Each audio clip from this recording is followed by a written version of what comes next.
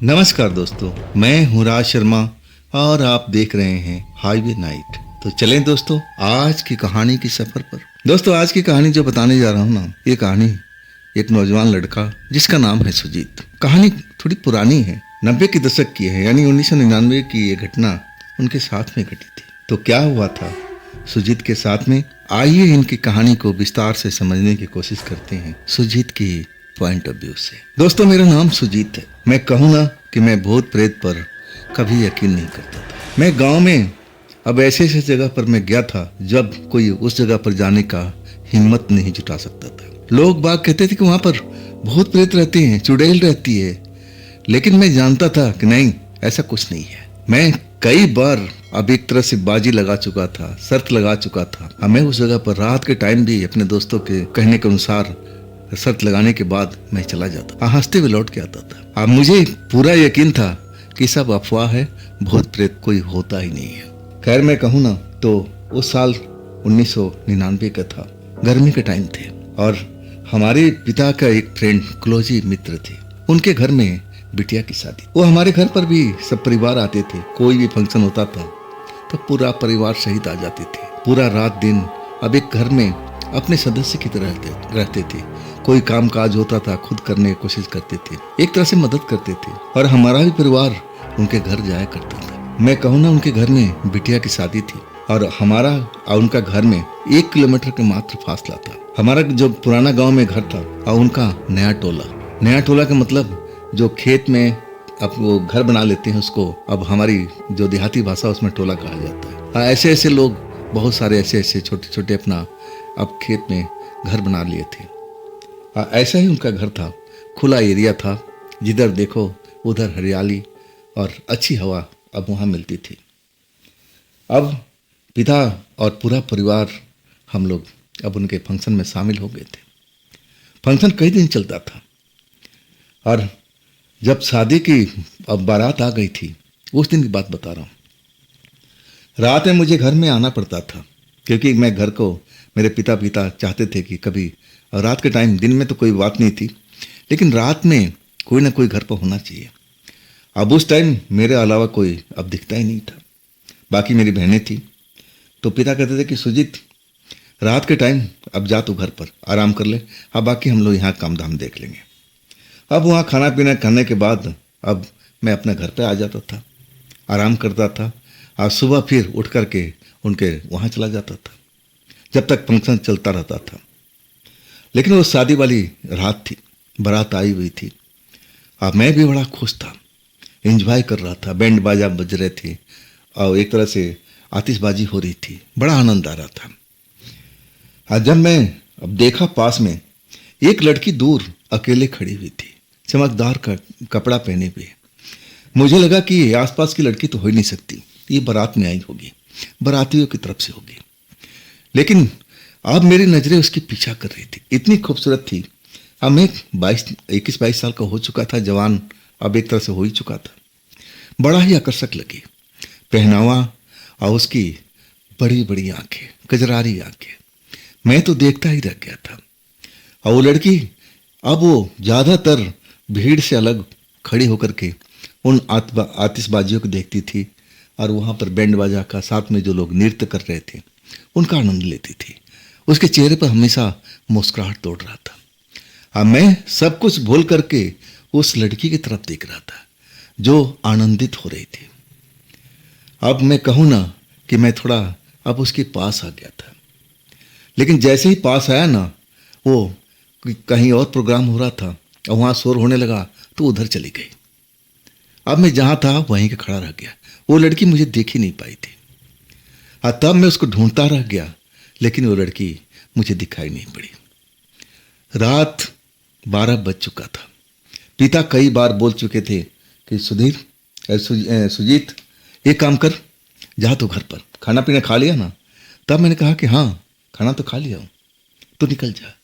लेकिन मेरी आंखें उसी लड़की को ढूंढ रही थी, लेकिन वो लड़की मुझे दिखाई नहीं दे रही थी। इतनी सुंदर लड़की अगर बारात में आई होती तो बारातियों के पास में होती।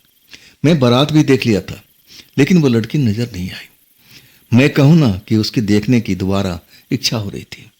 मैं इसलिए टाल रहा था कि अभी थोड़ी देर के बाद में जाऊंगा, थोड़ी देर और इधर उधर टहल लूँ, देख लूँ कि कहीं नज़र आ जाए।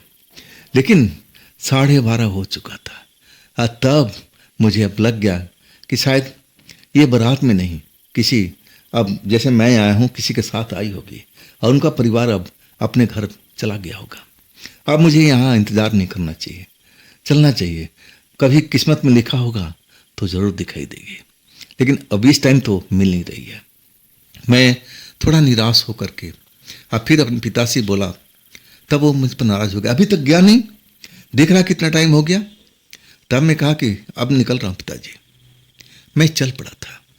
हमारे गांव, हमारे घर के, अब इनका जो गांव था हमारे पिताजी के दोस्त का, 1 किलोमीटर का फासला था और बीच में एक जोहड़ था, तालाब जैसा।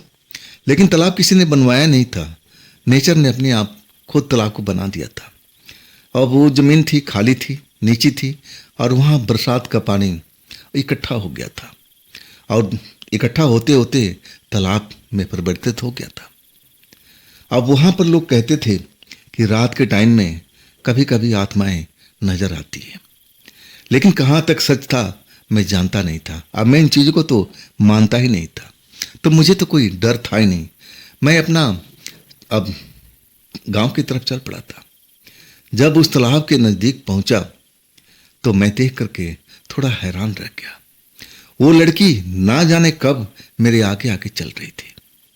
जब तालाब के एरिया आ गया तो वहाँ पर कुछ लोगों ने, गांव के आसपास के लोगों ने बैठने के लिए पक्का बेंच बना रखा था, ताकि अब कोई वहाँ बैठना चाहे तो आराम भी कर सके। और एक आगे में चल कर के एक मंदिर भी था। अब वो लड़की मेरे आगे आगे अचानक आ गई थी, लेकिन मैं पीछे से देख कर उसको पहचान नहीं पाया। मुझे लगा कि अब हमारे गांव के कोई परिवार होगा जो यहाँ पर आमंत्रित होगा, अब वहीं की लड़की होगी, मुझे क्या करना। अब मैं तो उसकी वो लड़की के अब एक तरह से याद में खोया हुआ था। जब वो लड़की आगे चलती हुई उस तालाब के पास पहुंची, अब फिर वो तालाब की तरफ मोड़ करके और बेंच पर जा बैठी।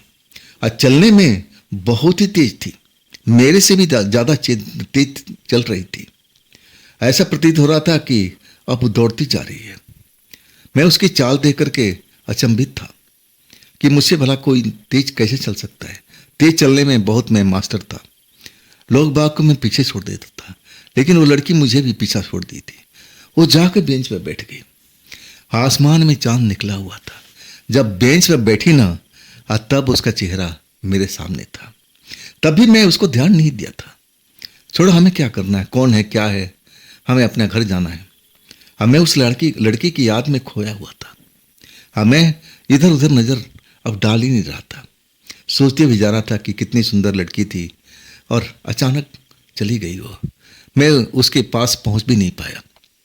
यही सब याद लिए हुए मैं जब उस लड़की की आवाज़ सुना, वो लड़की मुझे ही आवाज़ दे रही थी, सुनो सुनो सुनो नौजवान, सुनो, इधर आओ इधर आओ। लड़की की आवाज़ बहुत मीठी थी। जब मैं अब उसकी तरफ देखने लगा, अपना नज़दीक पहुंच चुका था, तब मैं देख करके हैरान रह गया कि अरे, ये तो बारात वाली लड़की है, यहाँ कैसे आ गई। मेरी खुशी का कोई ठिकाना नहीं था, लेकिन एक दिल जो था ना, अब कंट्रोल में नहीं था। जो खुशी हम ढूंढने के लिए इधर उधर भटक रहे हैं और अचानक वो खुशी सामने आ जाए, सोचिए कि उस वक्त क्या मजा आता होगा। वही मेरे साथ में हुआ था। मेरी दिल की धड़कन बढ़ गई थी अपनी प्यारी चीज को देख करके, जैसे आंखों के सामने, वो भी बिल्कुल नजदीक, और वो मुझे बुला रही है। तब कहा क्या हो सकता है, आप समझ सकते हैं। वही चीज मेरे साथ में हुई थी।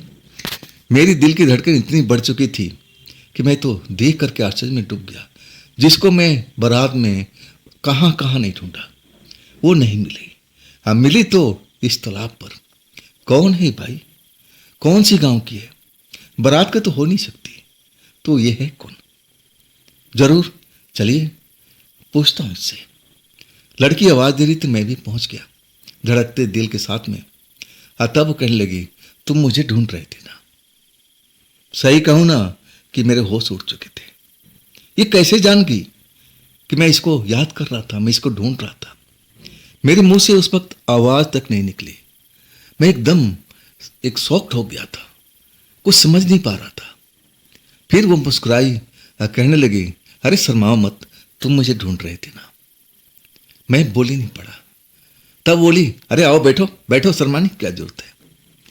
मेरा हाथ पकड़ करके अपने बगल में बिठा ली और तब मैं महसूस किया कि उसके शरीर से एक मोहक खुशबू उठ रहा था, मुझे मदहोश किए जा रहा था। तब वो बातचीत का सिलसिला शुरू कर दी कि तुम्हारा नाम क्या है। मैं अपना नाम बताया, सुजीत मेरा नाम है। हाँ, तब अपना नाम बताई कि मेरा नाम 2 अक्षरों का बड़ा प्यारा सा नाम। मैं अब उसके नाम से भी प्रभावित हो गया था। देखने में खूबसूरत थी और नाम भी उसका बहुत ही प्यारा था, उससे मिलता जुलता था। कहूँ ना कि खुशी के मारे कोई ठिकाना नहीं था। मैं उससे पूछ बैठा कि आप बारात में नजर आई थी कुछ देर के लिए, आप फिर न जाने कहाँ गायब हो गई। तब वो कहने लगी कि मुझे बारात देखना बहुत अच्छा लगता है, और खास करके आतिशबाजी और वो नृत्य लोग जो कर रहे थे, मुझे बड़ा ही अच्छा लग रहा था। मैं तुम्हें देखी थी, तुम जब मेरे पास आ रहे थे ना तो मैं दूर हो गई थी। मैं देखना चाहती थी कि तुम मुझे क्यों अब चाह रहे हो, इतना नज़दीक आने की क्यों कोशिश कर रहे हो, तुम्हारे दिल में क्या चल रहा है, मैं ये जानना चाहती थी। आखिर मैं तुम्हें पता लगा लिया, तुम वैसे नहीं हो जैसा मैं सोच रही थी। मैं बोल पड़ा, कैसा? तब हंस पड़ी, तुम बड़े भोले और सीधे इंसान हो। सही कहूँ ना कि वो मेरे बारे में ना जाने कैसे जान गई थी, मैं तो बड़ा आश्चर्य में था। अब इसके बाद मुझे घर की भी चिंता सता रही थी। रात काफ़ी हो चुका था। अगर बापू का पता लग जाता कि मैं पोखर में किसी लड़की के साथ बैठा हुआ और दोस्ताना निभा रहा हूँ तो मेरी तो खाल खींच देते। मैं कहने लगा कि देखिए, अब मुझे जाना होगा। आप कौन से गांव की हो, क्या हम मिल सकते हैं दोबारा?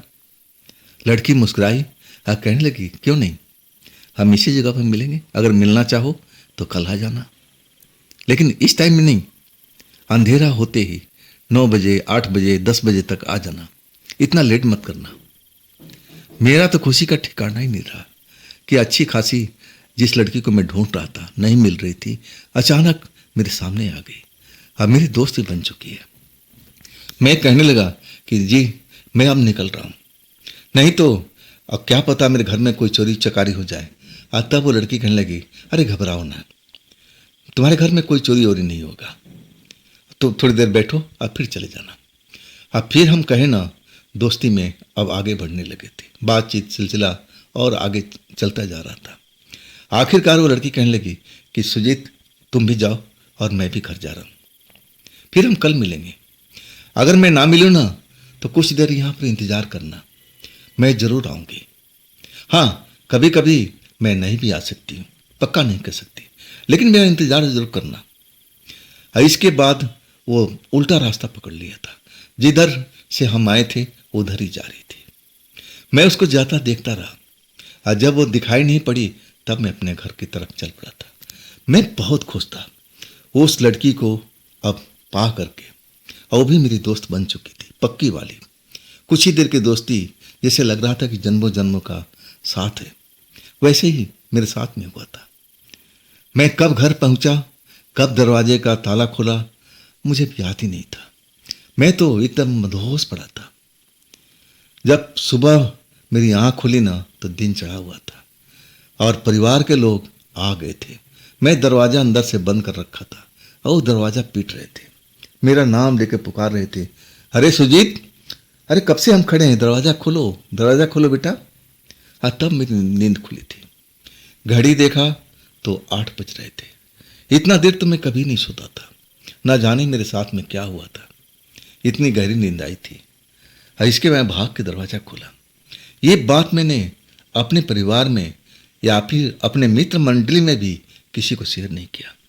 मुझे लगा कि मैं अपने मित्र मंडली में शेयर करूंगा ना, सब उस लड़की के पीछे जाने की कोशिश करेंगे और कहेंगे, दोस्त मुझे भी दिखा अपनी प्रेमिका को। हाँ, मैं सबसे छिपा कर रखना चाहता था, ऐसा ही था मैं। और आखिरकार अब समय के अनुसार मैं उससे मिलने जाता था, कभी 8 बजे कभी 9 बजे, बहाना करके कि दोस्तों के घर जा रहा हूँ, कुछ किताब लेनी है, कुछ पढ़ाई का याद करना है। और कोई ना कोई बहाना करके अब उस पोखर पर चला जाता था। कभी कभी मुझे इंतजार करना पड़ता था। लड़की थोड़ा देर में आती थी, लेकिन कमाल की बात थी, ड्रेस बिल्कुल एक ही होती थी, चमकती हुई सफ़ेद ड्रेस। और जैसे चांद की रोशनी में तो अब जैसे लगता था कि ज़्यादा ही चमक रही है। और उसके बाल भी चमकते थे, मोहक खुशबू अलग आती थी। और तब मैंने उससे पूछा था, ये खुशबू कौन सा लगाती हो, कि परफ्यूम है? और तब वो कहने लगी कि हाँ, एक तरह का इत्र है, हमारे घर में ही हमारे परिवार के लोग बनाते हैं। क्या ये खुशबू तुम्हें पसंद है? मैंने बोला बहुत पसंद है। और तब बोले कि मैं किसी दिन तुम्हारे लिए भी लेकर आऊँगी। अब इसके बाद हमारा मिलना जुलना जारी रहा। करीब करीब 3 महीना अब बीत रहा था। 3 महीना हो चुका इस बात को। अचानक मेरे पिता का तबीयत खराब हो गई थी। अब उनको पहले उल्टी आई, फिर दस्त आया और फिर बीमार पड़ गए थे। डॉक्टर के पास ले गए। अब पानी वानी भी ग्लूकोज चढ़ाए, दवा दारू दे करके और घर भेज दिए। लेकिन इसके बाद से वो स्वस्थ नहीं हो पाए, बीमारी रहने लगे। दवा जिसे उन पर सेट ही नहीं करता था। हमें बहुत परेशान था अपना पिता को लेकर के। जब मैं लेट पहुंचता था ना, तो लड़की नाराज होती थी। कहती कि देखो, अब मैं कितनी देर से इंतज़ार कर रही हूँ सुजीत, तुम थे कहाँ पर? और तब मैं अब बताया कि देखो मेरे पिता की तबीयत खराब हो रही है, अब मुझे रुकना पड़ता है। तब वो पूछने लगी कि हुआ क्या है? तब मैं बताया कि ऐसी ऐसी बात है। और तब वो कहने लगी घबराओ मत, कल मैं कोई औषध लेके आऊँगी और अपने पिता को वो औषध खिला देना, देखना तुम्हारे पिताजी कुछ ही दिन में भले चंगे हो जाएंगे। अब वो औषध मिला के मुझे दिया था। अब बोली कि दूध में डाल करके इसको घोल देना, ये घोलते ही बिल्कुल गायब हो जाएगा, पता भी नहीं लगेगा कि औषध कहाँ गई, और उसको पिला देना। अब एक ही बार पिलाना था, मैंने पिताजी को पिला दिया। अब बाकी में अगले दिन में फर्क नजर आने लगा। चेहरे पर जो पीलापन था, अब वो पीलापन हटने लगा। और सही में कुछ दिनों के बाद में पिताजी तंदुरुस्त हो गए थे। वो औषध को चमत्कार देख करके मैं भी हैरान था। इतने डॉक्टर की बढ़िया बढ़िया डॉक्टर के अब दवाइयाँ चल रही थी और वो सेट नहीं कर रही थी। अचानक उस लड़की के दिए हुए एक छोटा सा औषधि ने ये काम कर दिया था। मैं तो बड़ा खुश था। अब दोस्ती हमारी बहुत आगे तक निकल चुकी थी। और कभी कभी वो लड़की थी ना, आती भी नहीं थी। मैं तालाब के किनारे घंटों इंतजार करता था, और जब लग जाता कि हाँ अब नहीं आएगी, तो मैं लौट जाता था। अगले दिन पूछता था कि तुम क्यों नहीं आई? और तब वो मुस्कुराती हुई जवाब देती थी कि भाई जैसे तुम्हारे घर में काम है, अब हमारे घर में कोई काम निकल आता है, और मैं अपने परिवार से छिप कर आती हूँ ना, तो अगर कोई मेरे घर में मौजूद हो, जागता हो, सोया ना हो, तो मैं कैसे आ सकती हूँ? बात भी उसका सही था, मैं मान भी लेता था। मेरे मन में काफ़ी दिनों से इच्छा थी कि मैं साइकिल लूँ। साइकिल चलाना मुझे बहुत ही अच्छा लगता था। लेकिन पिताजी की बीमारी के बाद ये पिताजी ने वादा किया था कि मैं कुछ दिन के बाद तेरे को साइकिल ले दूंगा, लेकिन बीमारी में पैसा बहुत काफ़ी खर्च हो गया था। मेरी हिम्मत नहीं पड़ी कि मैं पिताजी से पूछूं कि आपने जो वादा किया था निभाए नहीं। मैं जानता था कि पैसे के घर में बहुत तंगी है, साइकिल अब मांगना उचित नहीं है। अब अपनी इच्छा मन में अब एक तरह से सिमट कर रह गए थे। और वो लड़की को अचानक अब मैं अपने ख्वाब के बारे में बताने लगा कि देखो मुझे साइकिल चलाना बहुत अच्छा लगता है। जब मेरी हॉबी पूछने लगी, तब मैं बताया। तब कहती कि तुम्हारे पास साइकिल है? मैंने कहा कि नहीं, पिताजी ने बोला था कि दिलवा देंगे, लेकिन उनका तबीयत खराब हो गया था, बहुत सारा पैसा लग गया, और तुम्हारी औसत से तो सही हुए थे, तो अभी घर का हालत कुछ ठीक नहीं है। वो कहने लगी कि साइकिल लेने में कितना लगता है पैसा? मैं अब आइडिया तो नहीं था, और फिर मैं आइडिया से कुछ ज़्यादा ही बता दिया कि शायद इतना लगता होगा। कहने लगी कि मैं दूँ तो खरीद लोगे ना? मैं कहने लगे आप क्यों दोगी? तब वो कहने लगी दोस्त के नाते, क्या इतना भी मेरी अपरवाह नहीं है?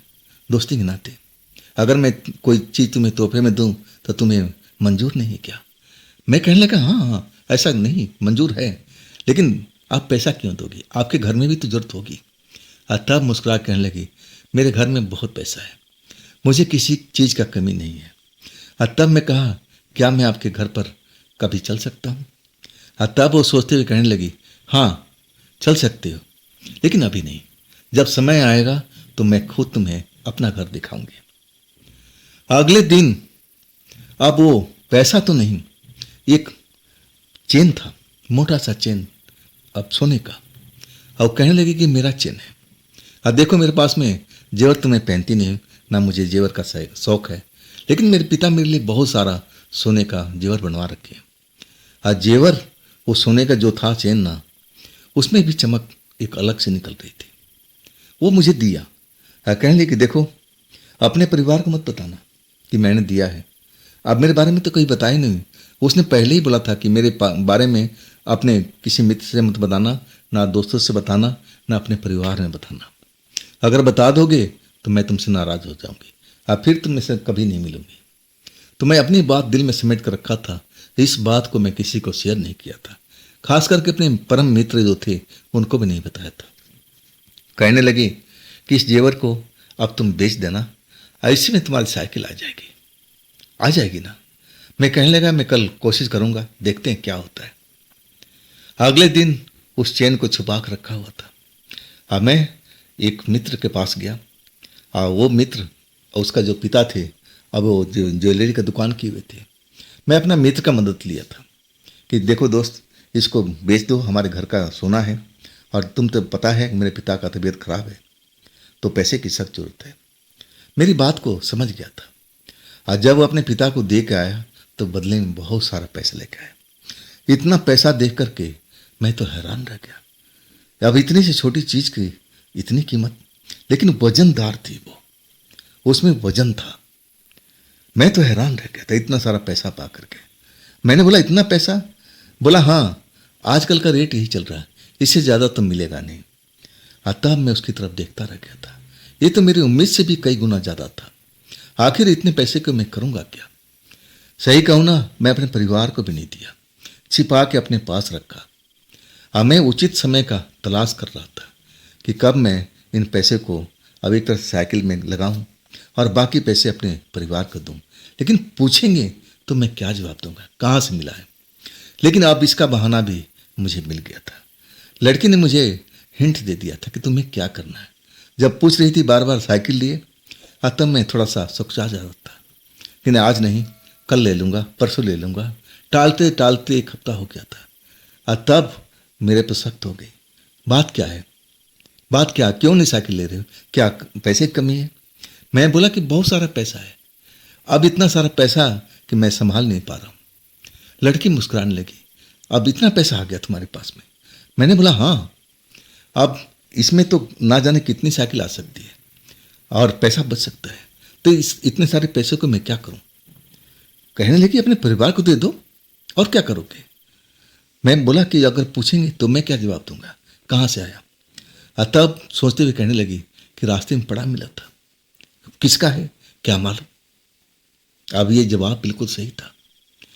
मैं अब अगले दिन, आप कहूँ ना कि मैं भूमिका बांध रखा था। अब मैं उस पोजीशन में अब बाहर से आया, पूरा हिसाब किताब ले करके एक थैला पुराना ले लिया था, और उसमें सारे नोट भर करके मैं घर में आया। सब लोग अब एक तरह से, अब दिन का टाइम था, अब बैठ के बात कर रहे थे, और वो थैला देखकर मेरे पिता ही टोकने लगे, अरे इसमें क्या ले आया, कहाँ से लाया पुराना थैला? मैंने बोला पिताजी, ये रास्ते में मिला था तालाब के पास में। क्या करने गया था तालाब पर? मैंने कहा कि बस घूमने गया था। क्या है इसमें? मैंने बोला कि आप ही देख लो। अब उनके खाट पर पलट दिया। इतना सारा पैसा दे करके अब उनकी आंखें बड़ी बड़ी हो गई। परिवार के लोग सब अब एकदम खाट के पास आके इकट्ठा हो गए, सब देख रहे कहाँ से मिला, ये कितना है? पिता मेरी तरफ घूर रहे थे, सच बता कहाँ से लाया? अब जो लड़की ने बताया था मैं वैसे ही बता दिया कि ये तो मुझे तालाब के पास में पड़ा मिला, अब किसका है मुझे मालूम नहीं। तब कहने लगे कि जरूर किसी का होगा, बड़ा व्यापारी होगा, लेकिन ये पुराने थैले में क्यों लेके जाएगा? नहीं नहीं, वो सोच में डूबे रहे। और तब कहने लगे देखो, इस पैसे को कोई छुएगा नहीं जब तक हमें तसल्ली ना हो जाए, जब हम पूरा तरह से जान लें कि हाँ इस पैसे की कोई वारिस नहीं है, हाँ तब हम इस पैसे को खर्च करेंगे, अभी नहीं, सबको इंतजार करना पड़ेगा। अगर कोई इस गांव में आ गया कि हमारा पैसा खोया है तो हमें लौटाना पड़ेगा। पिताजी ऐसे ही सिद्धांत के थे। अब धीरे धीरे समय बीतता जा रहा था और मैं पिताजी से बोलता था कि पिताजी, इस पैसे की कोई वारिस नहीं है, अगर होता तो गांव में कोई ना कोई बताता। अब नहीं है। पिताजी कहते कि शांत हो जा, हमें इंतजार करना पड़ेगा, हमें इंतजार करना पड़ेगा, क्या पता वो व्यापारी लौट आए।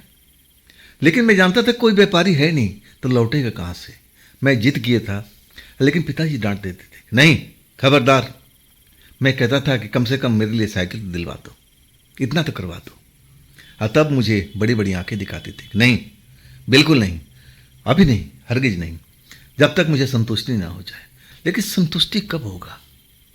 और उधर मैं लड़की से मिलने जाता था। अब क्या हुआ, साइकिल ले लिए।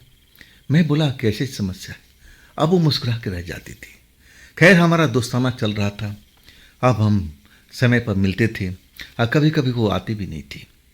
हाँ, कई बार जब बरसात होता था तो मैं भी नहीं पहुंच पाता था और तब वो अब एक तरह से नाराज़गी दिखाती थी कि तुम नहीं आए। मैं काफ़ी देर तक इंतज़ार करती रही और तब मैं कहने लगा कि बरसात में तुम कैसे आई। तो मुस्कुरा देती थी और कहती थी कि तुम्हारी याद खींच आती थी तो मैं अपने आप को रोक नहीं पाती। खैर, हमारा ऐसे ही चलता रहा और इस बीच 3 महीना बीत गया था। अब मैं कई बार पिताजी से आग्रह कर चुका था कि पिताजी, अब देखो 3 महीना बीत गया है, कम से कम मेरे लिए साइकिल तो दिलवा दो, इतना तो मेरा हक बनता है, पैसा मैं पाया था। अब ये कोई व्यापारी अगर होता तो जरूर आता। 3 महीने तक अब कौन इंतज़ार करता है। हमारे गांव में जरूर आता, किसी को तो बताता कि मेरा पैसा यहाँ गुम हुआ। आखिरकार पिता मान चुके थे और कहने लगे कि बस तेरे लिए साइकिल, अब इस पैसे को हम और अभी खर्च नहीं करेंगे, पैसा बहुत था। आखिरकार नई साइकिल जब मैं पाया ना तो मेरी खुशी को ठिकाना नहीं था। सच कहूँ ना कि मैं हवा के माफिक उस साइकिल को घुमाते गांव भर में फिरता था, अपने दोस्तों को जलाता फिरता था कि देख मेरी नई साइकिल। मेरा दोस्त भी जल भुन जाते थे और कहते कि तेरे पास में इतना पैसा कहाँ से आया। मैं कहता था कि अरे मेरे पापा ने दिलवाया है, मेरे पास कहाँ से पैसा आया। तब वो मायूस हो जाते थे और कहते थे कि काश मेरे पापा भी मुझे साइकिल दिलवा देते। और तब मैं कहता कि अरे दोस्त, मेरे मित्र हो ना तो चलाओ ना साइकिल, ये भी तो तुम्हारी है, तुम भी इसका सवारी का मजा लो। अब इस तरह से दोस्तों में मैं रहता था, सबको साथ में लेकर के। लेकिन उस लड़की का भनक मैं लगने नहीं देता था, जैसा उसने बताया था, और मैं भी नहीं चाहता था कि कभी मेरे दोस्तों को पता चले। आखिरकार अब बहुत समय बीत चुका था, कम से कम अब 6 महीने से ऊपर हो चुका था उस लड़की से दोस्ताना किए हुए, और हम रात को जरूर मिलते थे चाहे कुछ भी हो। हाँ, कभी कभी मैं भी नहीं जाता था किसी कारणवश से, और कभी कभी वो भी नहीं आती थी। अब वैसे ही एक रात में हम बैठे हुए थे, आपस में बात कर रहे थे, और तब मैं जिक्र छेड़ दिया कि तुमने बोली थी ना कि अपने घर लेके चलूँगी, अपना घर दिखाऊंगी। और तब वो कहने लगे तुम्हें याद है क्या। मैं बोली थी, मैंने बोला हाँ तुमने वादा किया था। और तब वो सोचते हुए कहने लगी कि रुको, कुछ ही दिन के बाद है और फिर मैं तुम्हें अपने घर पर ले चलूँगी। मैंने बोला कि कोई खास दिन। और तब वो बताने लगी कि हमारा परिवार कहीं जाने वाला है और घर में मैं अकेले रहूँगी, तो उसी टाइम में अपना पूरा घर दिखाऊंगी। मैं भी खुश हो गया था। आखिर उसका घर कहाँ था, मैं घर को देखना चाहता था, और वो अपने घर के बारे में विशेष ज़्यादा बताती नहीं थी। वह जो लड़की थी ना, एक तरह से मेरे लिए अजूबा ही थी। अगर मैं उसे कुछ बोलता कि चलो मैं तुम्हारे घर देखना चाहता हूँ, और वो नाराज़ हो जाती थी और कहती कि नहीं, जिद नहीं करते, जब उचित समय आएगा मैं खुद तुम्हें लेके चलूँगी। ऐसा क्यों करती थी। अब ये रात में मेरे साथ जब आती थी, बातचीत करती थी, और तब उसके परिवार नहीं होते। अब हमारे गांव घर में हर घर में ऐसा ही होता है, खास करके लड़कियां रात को अकेले कभी निकलती नहीं। तो क्या उनका परिवार उस लड़की को रोकता नहीं होगा, कैसे ही करती होगी। मेरे मन में बहुत तरह के विचार थे और मैं इस विचारों में उलझा रहता था। लेकिन जब वो लड़की आगे आँख के सामने आती ना तो मैं सब कुछ भूल जाता था। मुझे क्या क्या सवाल पूछना था, मैं एक लिस्ट बना रखा था मन में, लेकिन सब भूल जाता था। उसके आगे सब कुछ एकदम ख़त्म। बस मैं उसकी तरफ और वो मेरी तरफ देखती रहती थी। ऐसा मेरे साथ में हमेशा होता था जब वो मेरे सामने बैठी होती थी। और मैं जब मेरे पास में कुछ पैसा आ गया ना, तो मैं अपने दुकान का सबसे बढ़िया जो हलवाई था और उसकी दुकान से मैं मिठाई खरीद करके और उसके लिए ले गया था। पहली बार मिठाई का सुगंध सुन करके और वो कहने लगी, इतना स्वादिष्ट मिठाई, बिना खाए। मैंने बोला कि कम से कम टेस्ट करके देखो कैसा लग रहा है। और तब उसने टेस्ट किया और कहने लगी, लाजवाब है। चलो मैं भी कभी अपने हाथ का बना हुआ, मेरे अपने माँ के घर का हाथ का बना हुआ मैं तुम्हें मिठाई खिलाऊंगी और तब बताना कि टेस्ट कैसा है। मैं बोला कि हाँ, क्यों नहीं, तुम ले आओ और देखो, मैं उसको ज़रूर चखूँगा। और तुम्हारे हाथ का बना हुआ तो नहीं, तुम्हारे माँ का हाथ का ही कम से कम खा के देखूँगा, मुझे तो बड़ा आनंद आएगा। मैं उस लड़की की तारीफ़ कर रहा था और वो तारीफ़ सुन करके बड़ा खुश होती थी। दोस्तों, ये कहानी थोड़ी लंबी है और मैं कहूँगा थोड़ा आपको इंतज़ार करना चाहिए। इस पार्ट को, अगले पार्ट को मैं कल ही लेके आऊँगा। ये कहानी बहुत आगे मज़ेदार है और कल की पार्ट आप ज़रूर देखिएगा, सुनिएगा, बहुत ही आपको आनंद आएगा। तो कल की रात मिलते हैं इसी टाइम, इसी चैनल पर और इसी कहानी के साथ में। लेकिन आपसे वही रिक्वेस्ट है, अगर आप इस चैनल पर नए हैं और अभी तक इस चैनल को आपने सब्सक्राइब नहीं किया है तो दोस्तों जल्दी से कर लीजिए और साथ में बेल आइकन को ज़रूर दबाइएगा ताकि मेरी वीडियो आते ही आपके पास नोटिफिकेशन पहुंच जाए। आप इस वीडियो को मिस ना कर पाएँ, इस कहानी को आप मिस ना कर पाएँ। और हाँ दोस्तों, मैं फिर आपसे रिक्वेस्ट करता हूँ कि अगर आपके पास भी ऐसी कोई कहानी है जो आप मुझे बताना चाहते हो तो आप मुझे ज़रूर बताइएगा। अब फिर हम कल की रात मिलते हैं। नमस्कार, अपना ख्याल